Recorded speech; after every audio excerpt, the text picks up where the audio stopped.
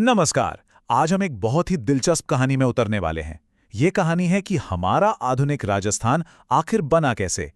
कैसे राजे रजवाड़ों की बिखरी हुई जमीन को जोड़कर एक पूरा राज्य बनाया गया। ये सिर्फ नक्शे पर लाइनें खींचना नहीं था, नहीं, ये एक राष्ट्र को गढ़ने की कहानी है।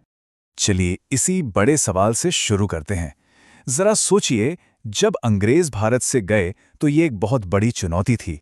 सैकड़ों स्वतंत्र शासक जिनकी अपनी अपनी सेनाएं थीं, अपने कानून थे, इन सबको एक साथ कैसे लाया जाए। ठीक है, तो इस पूरी बात को समझने के लिए हमें 1947 से पहले के वक्त में चलना होगा। उस जमाने में राजस्थान जैसा कोई एक राज्य था ही नहीं।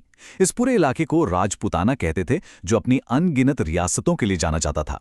इसे ऐसे समझिए, राजपूताना 140 से भी ज्यादा छोटी बड़ी रियासतों का एक तरह का पैचवर्क था। जैसे ये जो दस्तावेज दिख रहा है, ये झालावाड़ राज्य का है, उन्हीं में से एक। हर रियासत का अपना राजा, अपने नियम, अपना इतिहास, और हाँ, सबके सब ब्रिटिश निगरानी में काम कर रहे थे।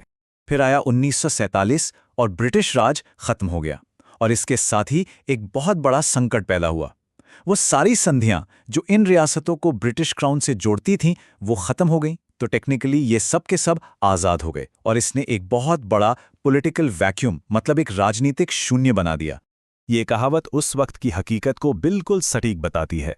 ब्रिटिश रेजिडेंट का राज्यों पर लगभग पूरा कंट्रोल था। उनकी एक फुसफुसाहट भी राजाओं के लिए किसी आदेश से कम नहीं थी। और अब यही ताकत एकदम से खत्म होने वाली थी। और उस शून्य के बीच समाज में एक बहुत गहरी खाई थी। एक तरफ कई शासक थे जो अपनी रियासत की कमाई का लगभग आधा हिस्सा अपने निजी ऐशो आराम पर उड़ा देते थे, और दूसरी तरफ थी उनकी प्रजा, जो भयंकर गरीबी में जी रही थी और जिसके पास कोई राजनीतिक अधिकार नहीं थे। इसी हालात ने बदलाव की आग को हवा दी। अब लोगों की आवाज भी बुलंद होने लगी थी।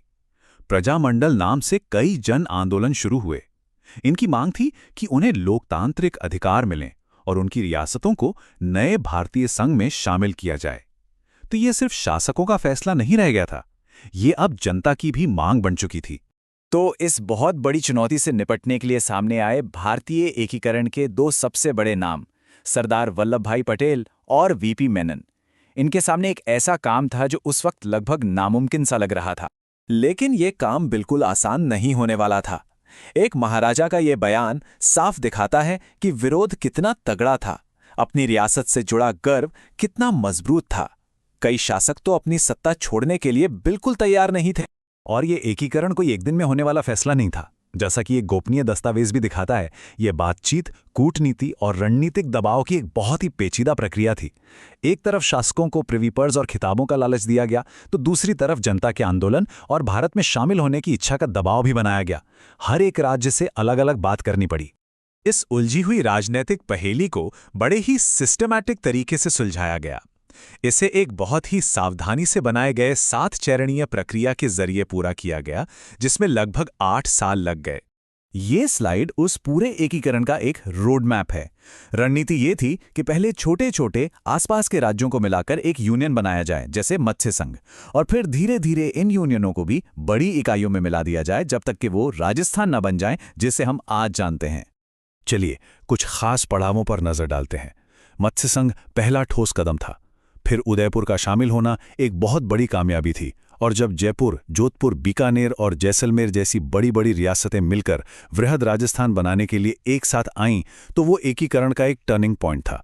देखिए, उदयपुर का विलय सिंबॉलिक रूप से बहुत जरूरी था।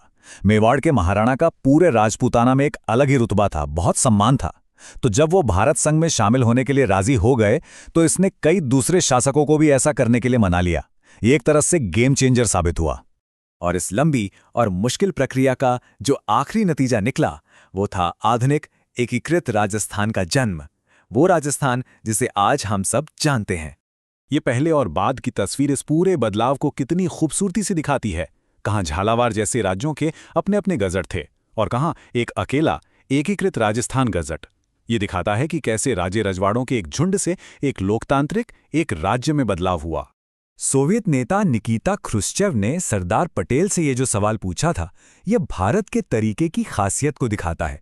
ये पूरा एकीकरण बिना किसी बड़े खून खराबे या हिंसा के हुआ, जो दुनिया के इतिहास में बहुत कम देखने को मिलता है।